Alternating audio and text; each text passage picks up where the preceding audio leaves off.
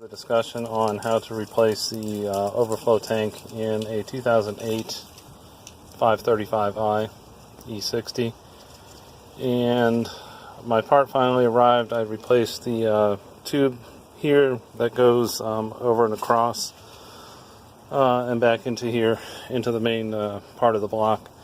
Replaced that the other day. I'll put a link to that video. So since there was a lot of work already done on this, this should be an easy connection to get removed. It's pretty easy. We have two mounting points here and then a smaller ear over here. I don't know why I have two different screws, but they must have had an issue some other time and replaced with the Torx screw versus a regular Phillips. The cap here is new. That was a replacement from the dealer a few weeks ago. There's a small gasket under here that broke. I'll show you here along the bottom of the neck there. You can see two O-rings that attach onto here and here. Those had rotted, and there was actually some cracking in the box as well. So that got replaced. That was an easy fix. Of course, a couple of bucks at the dealer. Not a big issue.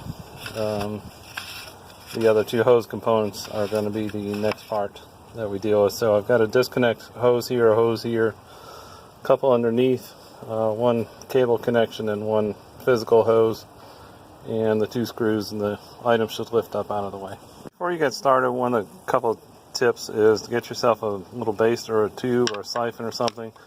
Go in and suck out as much of the liquid in the reservoir as you can. And the other thing is to have a catch bucket of some variety underneath the body of the car. I know there's a bunch of plastic cowling in the way, but you should be able to get something in there. Since I had a bunch of an old gallon bucket of coolant that I've been adding in there and it's pretty fresh, I just put it back into the same container that it came from. And now I can start getting the pieces and parts away. First thing I'll do is take this front lobe and just with a regular Phillips loosen the screw and take it out, move it off to the side. And then I can get in back here with a ratchet and take out this screw here. On my car it's a T25. Your mileage may certainly vary. Like I said, I've got two different pieces here on mine, so who knows what yours looks like. They should actually both be T25s, but in my case they aren't. Careful with this one because we've got all these hard lines in here. I think they're coming out of the computer and tracing their way back through the firewall. This one's a little bit hard to get to and may require just a smaller I've got an extension on my ratchet that's giving me fits right now because it keeps bumping into these. Now loosened, I can get the piece out as it needs, and you'll see on the bottom next to the blue wire connector there is a small little nub that sticks out. That's where it mounts on the bottom where it aligns, and also you can see the smaller tube connector that's hidden underneath that will have to get loosened as well.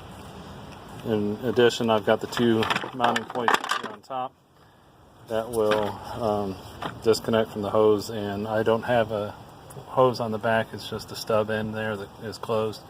I'll get that off as well. Cap piece on the back, I'm just going to take my hook tool and lift up on the clamp, pull it up,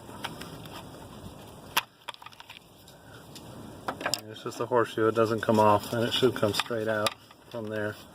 It may be easier once I get the whole container out to switch out all the hoses, but the same principle applies on the front side here with this tube.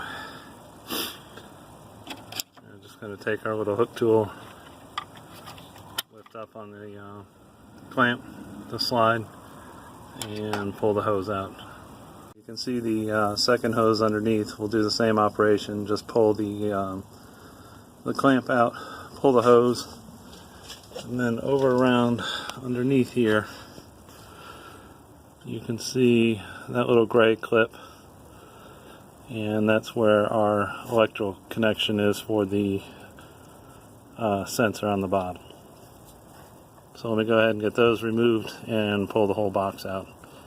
Right before I do this though, I'm going to pack the area around there with paper towel to avoid any leaking down underneath the engine. I do have a catch bucket under there just in case, but this will help relieve some of that.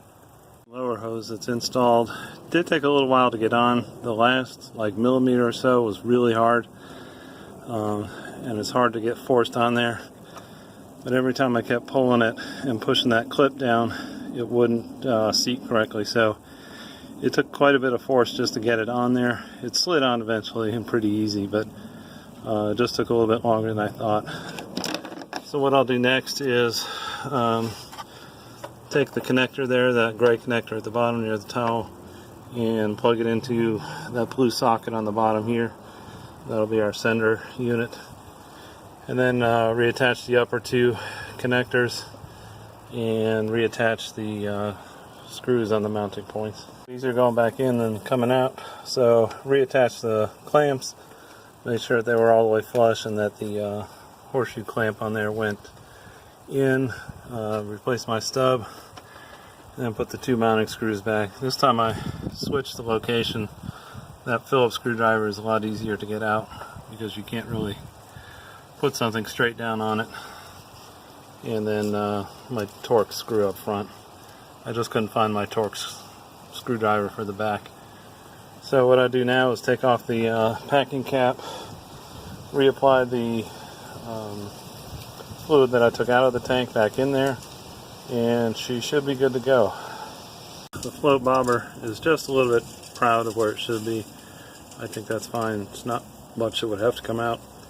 I'll just go ahead and replace the cap, start her up, let her get up to pressure and see if there's any leaks anywhere. And that's it. Hope you enjoyed the video.